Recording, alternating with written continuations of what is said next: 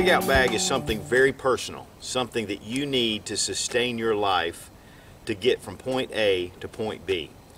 And that point A could be from your home in a bad situation, going to a retreat location somewhere that you know you're headed.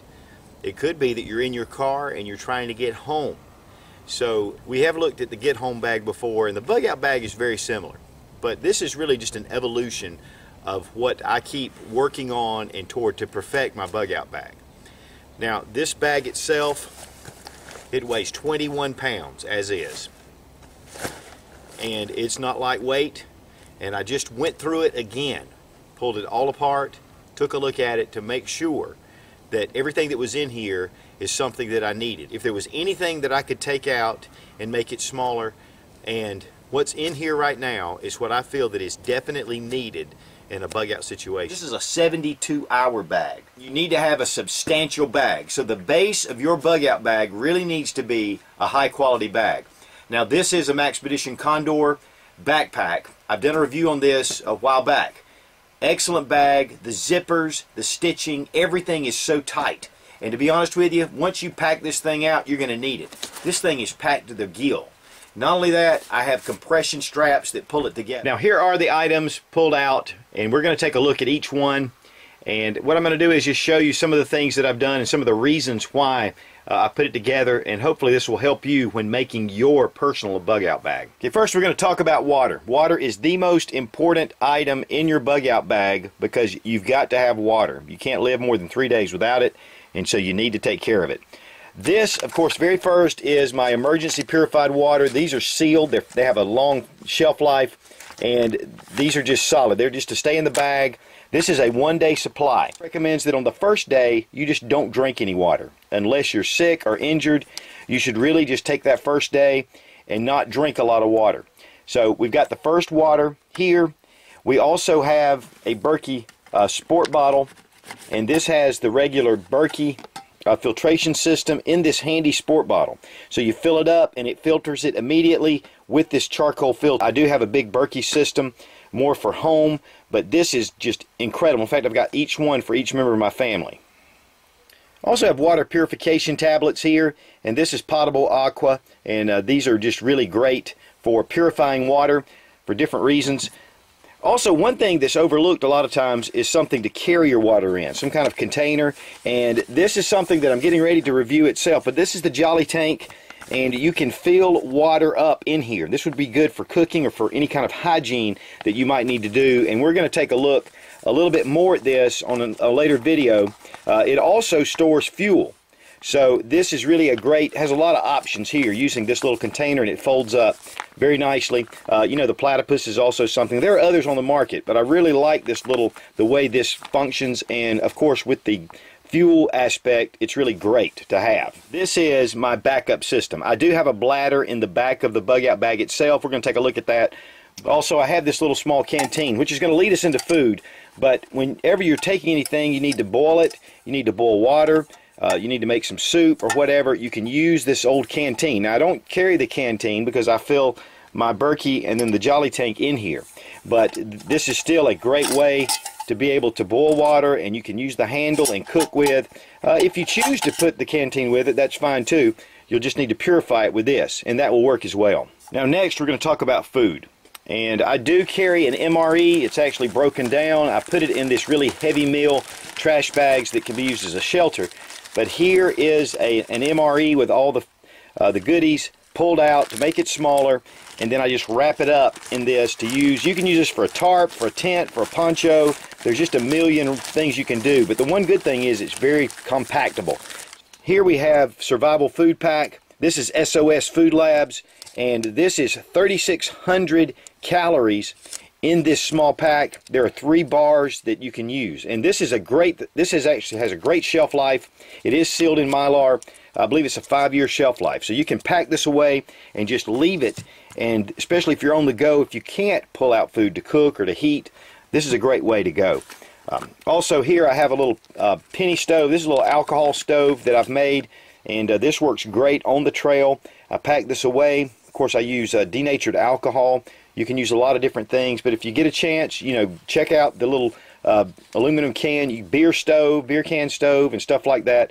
And you can find a lot of great sources on that. And I'm going to be doing some videos on how to make these on my channel as well, but just a great little thing. Now, one thing I do is I put it in a lock sack, and this keeps it not only airtight, but it also keeps it waterproof, because I don't want to get water in my little stove. This is my first aid kit, and this is by AMP3, which this is put out by USN ER Doc. He's a medical doctor. He knows all about trauma treatment. This is the individual first aid kit, and just an incredible assortment of things that you definitely need if you're in the field. And so I really like this. It's also in a lock sack, so it's airtight, watertight. So this is a great source. I do also have a small first aid kit, and while we're doing that, I'm just going to go ahead and look in this small bag.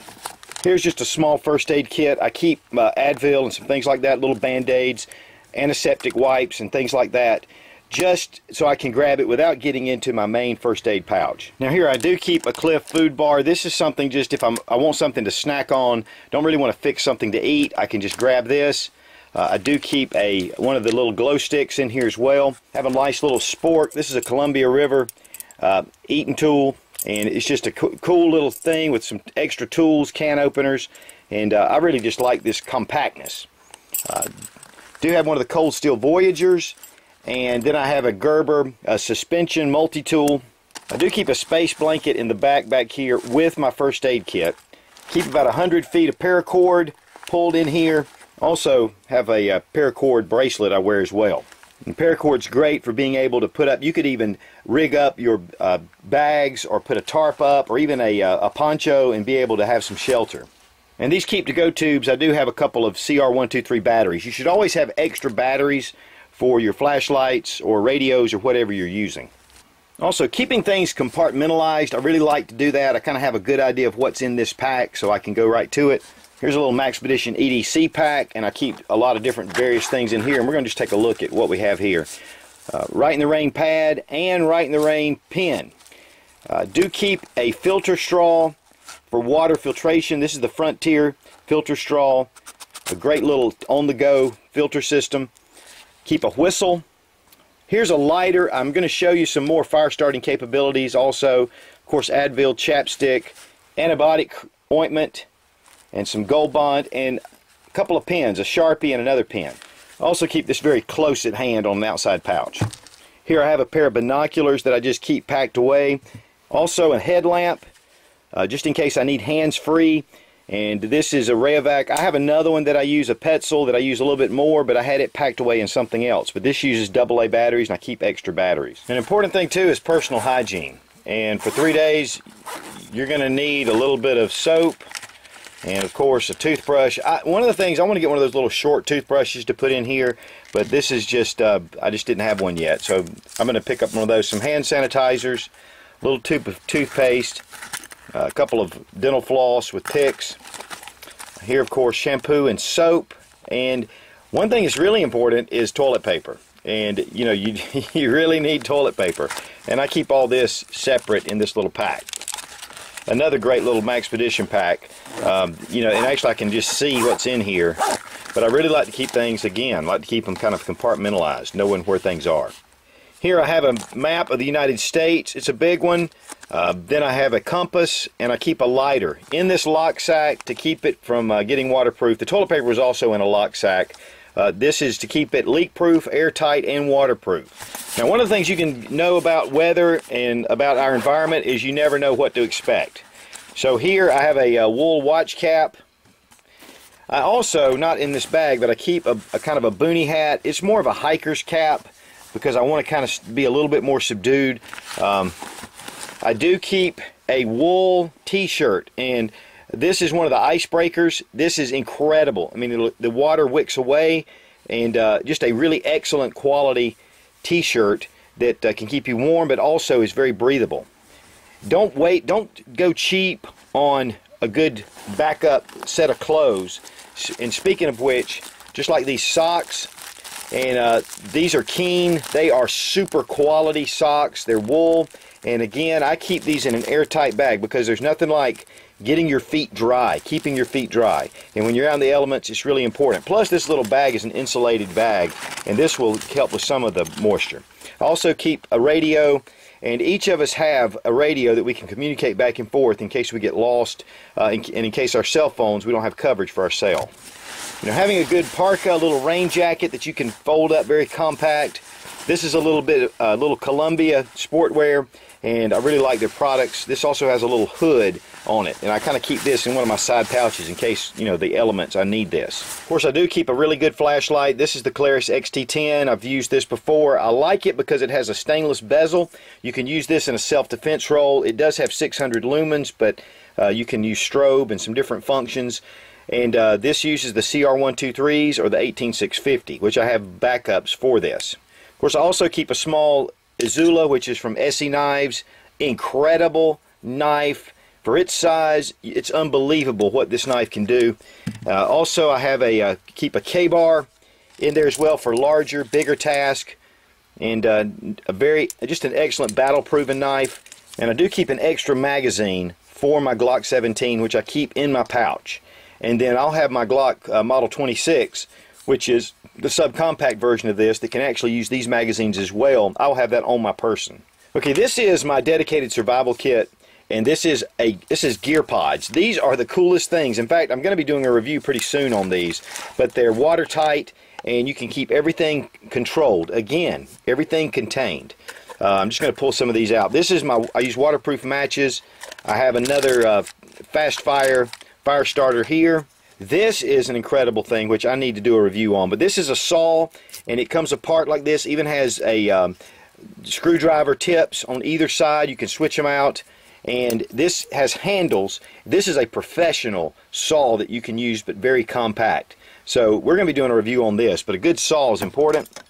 And this is a really excellent fire starting tool here as well. And I keep different fire starting tools because fire can be extremely important.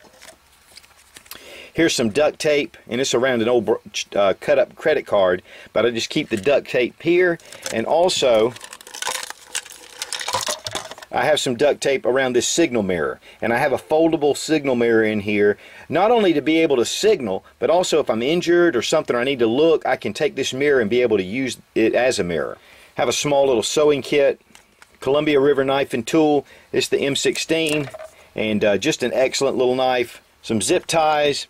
And then I have a couple of button compasses under here as well. And then this is something that's really important to me, is the Aircraft Survival Manual. This is an older version.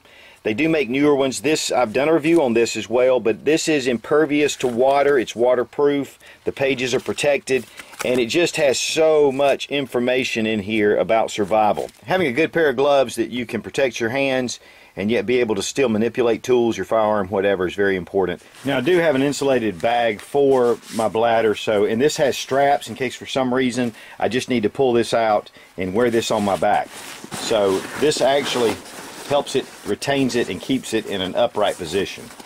Also, I have a universal holster back here to keep my pistol and just to kind of keep it out of sight if I need to. Now, there are two things that I would probably add to this bug out bag, and it's two things I'm working on. And one of them is an ultralight sleeping bag or some sort of bivy sack, something very small.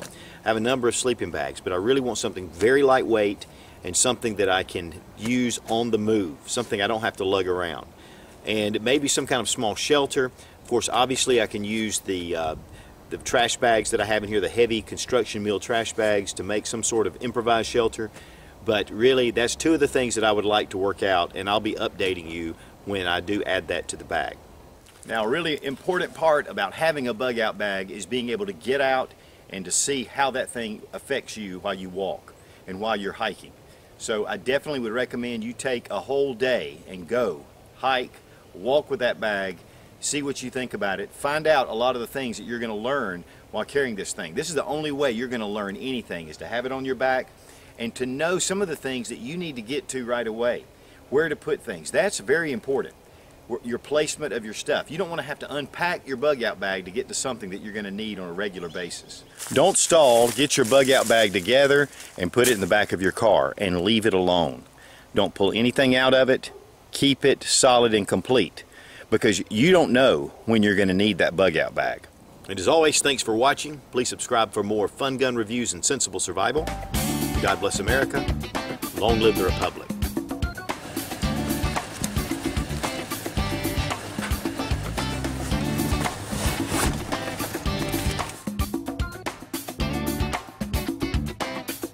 rearranged. In the bug out bag is a little bit different, and why am I doing it? I don't know. Why am I doing that? So don't forget that once you pack your bug out bag, Bob's your uncle.